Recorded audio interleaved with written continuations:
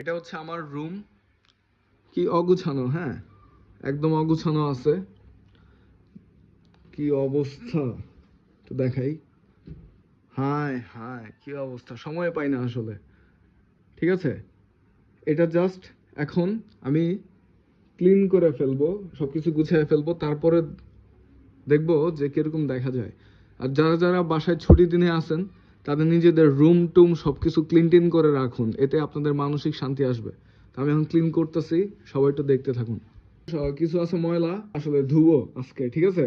যারা যারা বাসায় থাকেন ছুটির দিনে তারা একটু মানে মাকে কষ্ট না দিয়ে, তারপরে বুয়ার আশা না থেকে নিজেরটা নিজে একটু করুন, তাহলে দেখবেন যে আপনাদের অনেক ভালো লাগবে।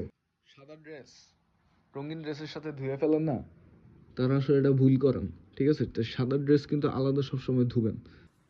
বিছনার চাদরটা সবসময় ঝাড়ু দেই, কিন্তু বিছনার এই নিচে মানে এই তো কোনো সময় ঝাড়ু দেওয়া হয় না। এটা আজকে ঝাড়ু দিতে গিয়ে একবারে পুরা ধুলাবালিতে ভরে গেছে ঘর। ঘরকে সুন্দর মতো ঝাড়ু দিতে হবে, ঠিক আছে?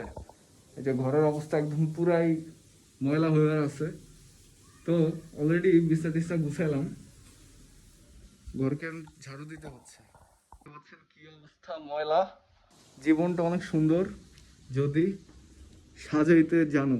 গাইস ফাইনালি আমার রুমটা কি ছিল আর এখন কি করে ফেললাম দেখতে পাচ্ছেন, অনেক সুন্দর। Wow,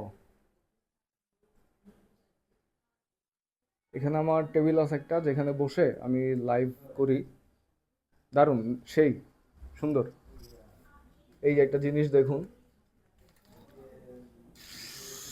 wow wow.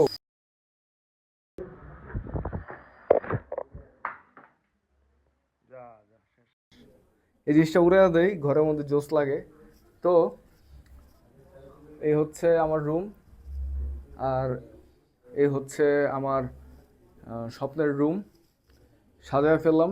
তো গাইজ এই হচ্ছে আমার রুম, আমি এটাকে সাজালাম সারাটা দিন মানে ছুটি পেয়ে আর কি, বন্ধের মধ্যে। তো আপনারাও কিন্তু মানে নিজের লাইফটা কিন্তু সাজাইতে পারেন এরকম করে আর কি। যখনই ঘরের মধ্যে বসে থাকবেন তখনই আর কি ট্রাই করবেন যেন কোনো কিছু অগুছানো না থাকে। আশা করি গাইজ একটা কথা মনে রাখবেন, জীবনটা অনেক সুন্দর যদি সাজাইতে জানো।